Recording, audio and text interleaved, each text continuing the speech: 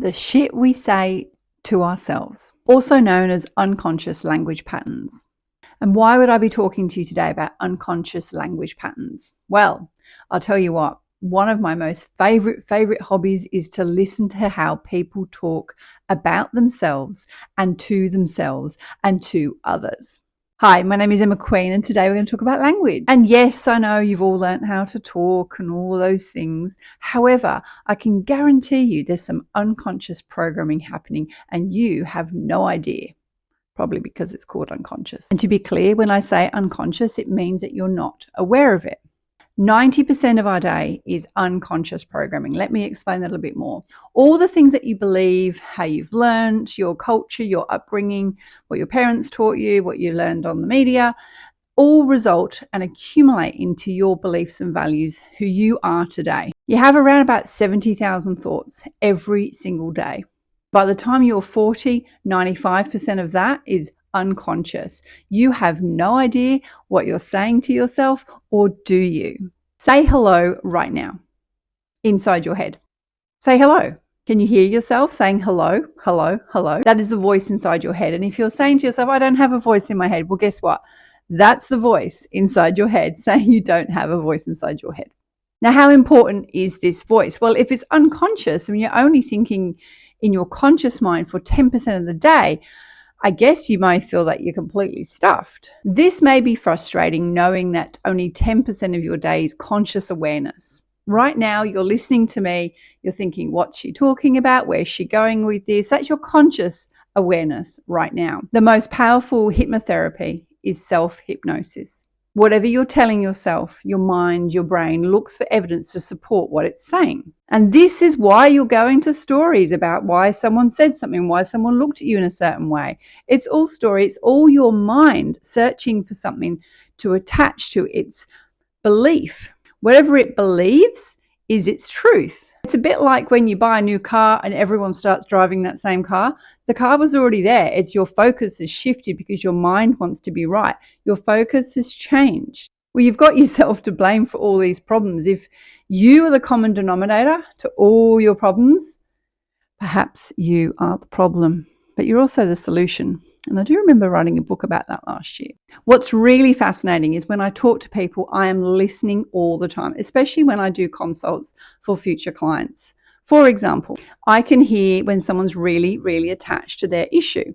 They may say things like, my anxiety, my depression, my XYZ. Now, this is not a criticism at all, but it gives me a great indication of how attached somebody is to their issue. And I've got to say, I bring it up with them straight away. I say, hey, can we just start saying the depression or the anxiety? Why do I say that? Because we need to start dissociating away from owning something. When we own something, when we identify with something, it is a little bit harder to let go of. So straight away, with every single client that I listen to or every single client that I work with, I pick them up on their language. This is not the only thing, obviously, that I pick up on. And you know what's really cool is I have some really awesome close friends, and we call each other out on our language patterns too. So if you've got friends that you won't be upset about if they call you out, ask your friends, what is something that you say all the time? Because you're not aware of it. You are absolutely not aware of it.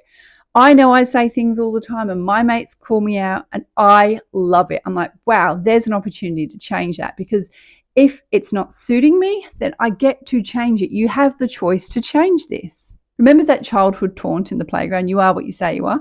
It's completely true. You are what you say you are. Get a friend, get a therapist, get someone who can call you out in your language patterns and just ask them, is there something that I say all the time that maybe is not helping?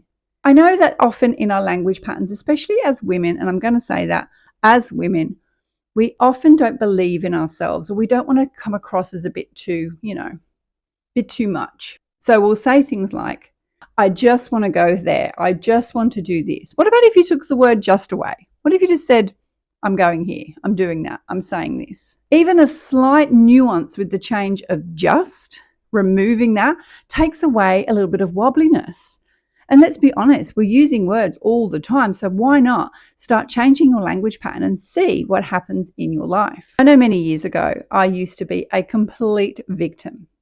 I was in victim state and I was nearly proud of it. To be fair, I didn't know any different. I was looking around, my role models were playing the victim as well. And it wasn't until I started realizing that my language was creating my reality, my victim language was creating who I was and what people were asking me every single day, is I actually shut up for a good few weeks. I was very quiet. I didn't have a lot to say, but I started off saying a couple of things every single day. When somebody would ask how I was, I would say, awesome. Can you see how my voice went up then? Because I wasn't quite sure. Well, I literally would walk around going, yeah, awesome. And I did not feel awesome. To be clear, I felt far from awesome. But I kept saying it because it was better than pretty good, all right, not bad, not good. I was sick of the dialogue. I was sick of myself. So I changed my language patterns. I got people to call me out on my shortcomings, on the negative language that I would speak to myself and verbally to others. And I can tell you now, it changed my life. Now, if you ask me how I am, I usually say unstoppable.